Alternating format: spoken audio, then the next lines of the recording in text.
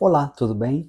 Eu vou falar aqui um pouco sobre o que é o Psicoponto, né? Que é um projeto que eu faço toda a administração e toda a organização desse projeto.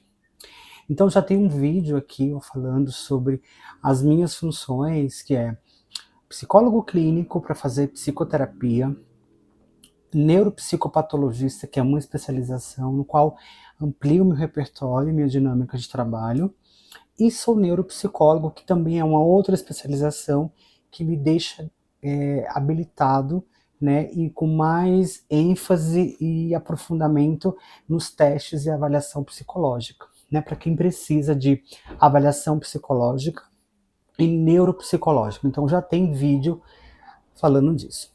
Agora eu vou falar sobre o Psicoponto. O Psicoponto é um projeto de ensino onde eu sou professor, né, e eu estou também disponível no SuperProf, que é uma plataforma digital onde você encontra professores para dar aula de conteúdo específico, né, e serve para estudantes de psicologia, serve para professores, serve para profissionais também da saúde mental, como psicólogos, tá? E aí eu vou olhar para o computador, porque eu vou ler o cronograma, e aí fica a critério de vocês de pegar uma aula, escolher um ponto para a gente poder trabalhar, tá? Então eu também sou professor de psicopatologia. Psicopatologia é a ciência que vai estudar o sofrimento mental, o adoecimento psíquico e todas as suas manifestações, tá? Num viés ateórico, ou seja, não tem abordagem, não tem uma linha dentro da psicologia. A psicopatologia ela tem várias áreas, então você pode ser psicopatologia fenomenológica, psicopatologia psicodinâmica, psicanalítica, mas eu não vou entrar nessas linhas, então é uma psicopatologia ateórica. E aí o profissional, o estudante, ele vai pegar esse conteúdo e ele vai transformar na sua vivência prática, ele vai incorporar o que ele acha que faz sentido e ele implementa na sua rotina, no seu manejo profissional, tá? Então, o curso, ele tenta compreender os aspectos, os fenômenos observáveis, né, da manifestação da psicopatologia, suas implicações éticas. Entende a dinâmica de tudo que foi ocorrido, né? Que é a nomenclatura. A gente tem uma historicidade, a gente tem nomes que antigamente era usado, que hoje em dia não se usa mais. Porém, é importante saber para compreensão, porque às vezes cai no concurso, às vezes algum médico usa esse termo que está em desuso, e você precisa estar familiarizado. Então, muita gente pode usar esquizofrenia catatônica, né? Não existe mais essa esquizofrenia catatônica, é só a esquizofrenia. A catatonia, ela é um sintoma que pode estar presente numa pessoa com esquizofrenia. Então, são coisas que a gente tem que pensar. Síndrome de Asperger, né? É outro nome que falam muito. Asperger não usa mais. Então, a gente tem transtorno do espectro autista. Era chamado também de transtorno global do desenvolvimento. Então, são muitos nomes que a gente vem desde a evolução da história, dos manuais, dos protocolos, a gente faz essa varredura, né? A gente até brinca, isso aqui você não pode mais, isso aqui você pode. A gente vai compreender o aspecto do adoecimento, né? Bem-estar psíquico e emocional presente nos pacientes, cliente e sujeito. Aqui a gente usa os três termos porque as abordagens na psicologia, algumas pessoas vão usar paciente, outras vão usar cliente e outras vão usar sujeito, vai de cada um. Entender o modelo biopsicossocial presente no manejo clínico de um profissional. Ou seja, a gente vai olhar para tudo, né?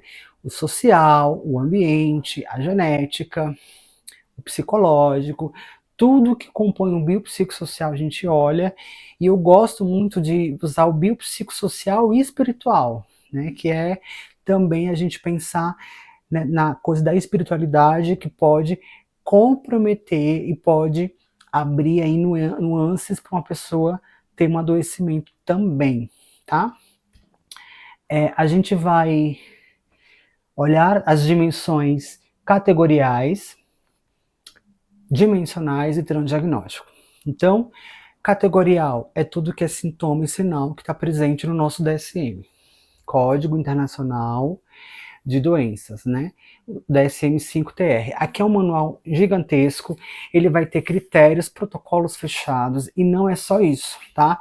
Isso aqui é escopo do profissional de saúde, o psicólogo pode usar, o psiquiatra pode usar, mas são estudos epidemiológicos que foram feitos numa população que apresentou que essas pessoas têm sintomas e sinais, mas que não é só isso, né? Às vezes aqui tem sintomas que se repetem em vários transtornos, é o categorial, ou seja, você precisa ter no mínimo X por uma prevalência de tempo e por período determinante, numa faixa etária, aí você se enquadra num transtorno, sim ou não, tá? Isso é o categorial, é bem problemático, porque gera muita confusão e muita gente faz de maneira errônea. A gente tem que entender o categorial para a gente ficar treinado, mas a gente vai olhar para o dimensional. Dimensional é a vida da pessoa, a rotina da pessoa. Como que ela se comporta? Como que ela interage? Será que esse esquecimento que ela tem, como que se manifesta na rotina dela? Esse é o dimensional, e cada pessoa tem um dimensional diferente, né? A ansiedade de uma pessoa A e uma pessoa B não é igual no dimensional, ela é igual no categorial. O transdiagnóstico é juntar todas essas coisas e fazer uma varredura e fazer um compilado, né? Entender o que está de mais presente, quais são as comorbidades, o que tem em comum entre os transtornos e o que conversa e o que está fora, tá? A gente vai ampliar isso e a gente vai entender a importância dessa psicopatologia. Isso aqui é o módulo 1, tá? Então eu falei da ementa, eu expliquei um pouco. Aí vem 18 módulos, eu vou deixar o PDF disponível depois. 18 módulos, que é História da Psicopatologia. A gente vai falar sobre essa história, como que aconteceu, o que que ela é. Os psicopatologistas, que são os responsáveis, né, a gente que são os fundadores, né, são os psicopatologistas. Então a gente vai ver alguns aí, os mais importantes. O que é loucura, desinstitucionalização. A gente vai falar um pouco desse termo, né, louco, dessa coisa que é um estigma, que também gera muito tabu, e as pessoas ficam falando aí de maneira errônea também. O que é normal, a normalidade e o patológico. A gente vai falar um pouco também dessa linha, né, que é como se fosse um gráfico. A gente tem níveis normais esperados, a gente tem a anormalidade e a gente tem o patológico, que é aquele grau mais avançado. Reforma psiquiátrica, a gente vai falar um pouco dessa reforma porque ela é importante para a história, para a questão de saúde mental, e o movimento antimanicomial, nós vamos falar disso também, tá? Manuais diagnósticos, então a gente vai falar a importância do manual, 5TR, o CID-10, né, e o CID-11. O CID-11 não foi lançado no Brasil, ele foi adiado para 2027, se eu não me engano, pelo Ministério da Saúde, mas a gente vai falar um pouquinho deles, a gente vai entender que isso aqui é protocolo de ferramenta, isso aqui não é determinante para o nosso trabalho. Ou seja, a minha investigação, o meu trabalho, o meu repertório, as minhas intervenções, eu tenho que montar e tenho que criar enquanto profissional. DSM, CID é o último material que a gente consulta para a gente confirmar a nossa hipótese. Eu suspeito que a pessoa tem transtorno de ansiedade generalizada, o TAG. Então, conforme meus estudos e a minha análise e o meu raciocínio clínico, eu vou consultar aqui o F41, que é o código aqui do transtorno de ansiedade generalizada, e vou ver se é compatível, o que tem ou não na minha análise, tá? Mas ele é o último recurso, ele é para fundamentação teórico, científico e técnico, mas não é determinante. O primeiro ponto de trabalho não é os manuais, tá? Semiologia psiquiátrica, o que que é isso? Sintomas e sinais da psiquiatria, né, dos transtornos psiquiátricos. Compreensão da súmula psicopatológica. É a compreensão da psicopatologia, dos sintomas e sinais da psicopatologia também. Funções psíquicas. O que é função psíquica? Todo mundo tem atenção, aparência, linguagem, comunicação, memória, inteligência, senso-percepção, linguagem, emoções. Então, as funções psíquicas são tudo que todo mundo tem, que está no nosso aqui na nossa consciência, que está preservado, que a gente consegue dar conta, né, não está trazendo nenhum prejuízo.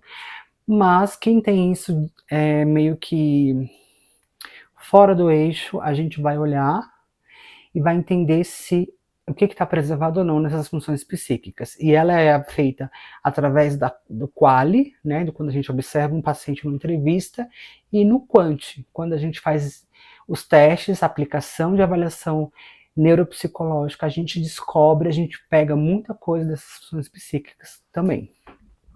Aspectos gerais das políticas públicas em saúde mental, eu acho importante a gente falar disso. Introdução à psicologia positiva, porque a psicopatologia ela já é pesada, né? Só fala de sofrimento, só fala de doença, e quando você estuda você acha que você tem tudo. Então eu trago a psicologia positiva como um bônus para a gente dar um equilíbrio. Então o paciente, a pessoa, ela tem habilidades, ela tem que olhar o lado positivo também das suas questões para poder ela levantar, né? Ter um gás, um engajamento. Então a psicologia positiva eu acho importante. Psicologia, terapia interpessoal também, eu trago um pouquinho dela porque a terapia interpessoal é um modelo rápido e prático que foca numa coisa para resolver um problema específico. Então a terapia interpessoal é muito boa e ela tem resultados maravilhosos. E a TCC, né, eu trago um pouquinho também da TCC, Terapia Cognitivo Comportamental. A TCC, ela trabalha o cognitivismo, que é o pensamento, que a gente tem tudo que é pautado. Então a gente tem aqui, antes, a gente tem uma coisa que elicia o comportamento, que excita, né? Isso aqui é antes, então a gente fala que pode vir do ambiente, pode ser qualquer coisa. Então é o antes que elicia. No meio, a gente tem as emoções, os pensamentos, como que você recebe isso, né? E por último, a gente tem o comportamento, como que você reage, e aí seria, no caso, o seu entendimento, né? Então a TCC ela busca isso, terapia cognitivo-comportamental.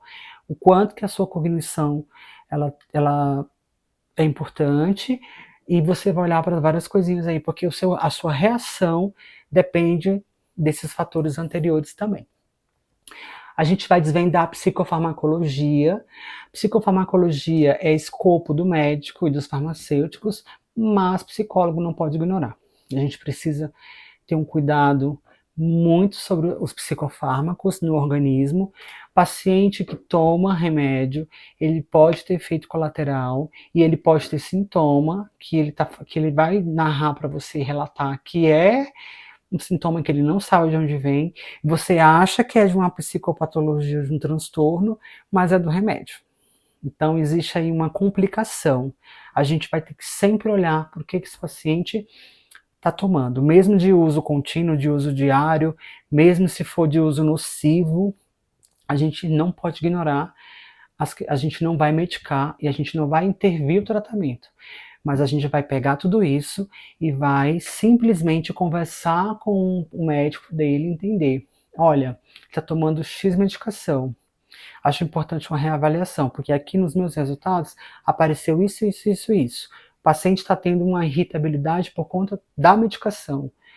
Pode ser trocada? A gente sempre orienta, a gente não vai se envolver, porque a gente não tem escopo, a gente não tem ferramenta de se envolver em remédio. E psicólogo não pode indicar remédio, psicólogo não pode achar que ele é médico. Psicólogo é psicólogo. Ele cuida da mente, da cabeça, já é muito mais difícil. Quem cuida de remédio, quem medica é o médico e os farmacêuticos, tá? Já é muita coisa para a gente fazer. Não dá para a gente também abraçar e entender que a gente que a gente tem autonomia alçada para manejo de remédio. Não, a gente só compreende, mas a gente fica quieto na nossa também, porque não é o nosso lugar, nosso ponto de atuação. Aí eu vou falar de entrevista psicológica, entrevista clínica, entrevista psicossocial. Aqui é mais para quem está fazendo avaliação, né? Como que é uma entrevista psicológica, como que é uma entrevista inicial, como que é uma entrevista clínica, como que é uma entrevista psicossocial. Aí você elabora tudo, né, e você vai fazendo isso na sua prática. Introdução à neuropsicologia. Então a gente tem a neuropsicologia como bônus também, funções executivas e reabilitação cognitiva. Funções executivas é tudo aquilo que é esperado. Então, até os 8 anos de idade, a criança ela tem que saber ler, se comunicar, escrever e ter coordenação motora fina, né? E o desenvolvimento da praxia e todas as funções executivas. Passou de 8 anos, essa criança começa a ter prejuízo, matemática, leitura, compreensão e tudo que envolve aprendizagem, aí a gente vai ver que essa pessoa não teve uma função executiva muito planejada e precisa de manejo e ferramentas para isso, tá?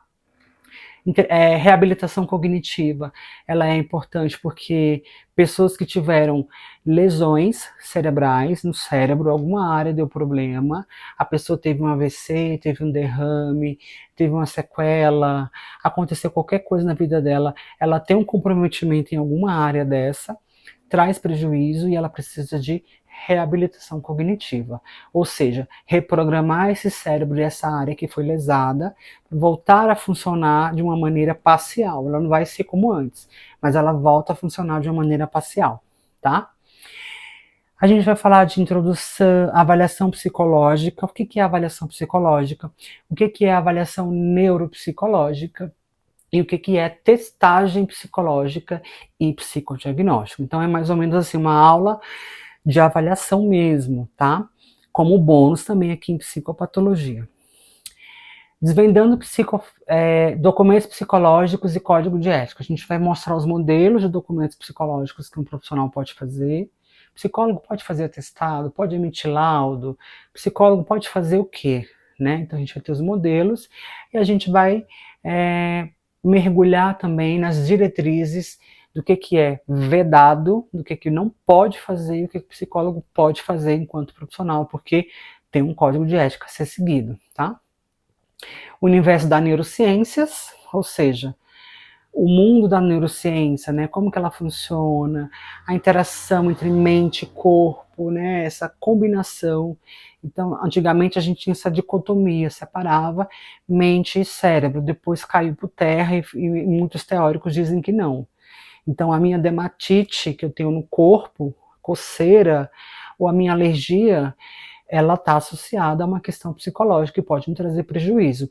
Então, a gente fala de somatização ou psicossomática, né? Então, as duas coisas estão juntas ali.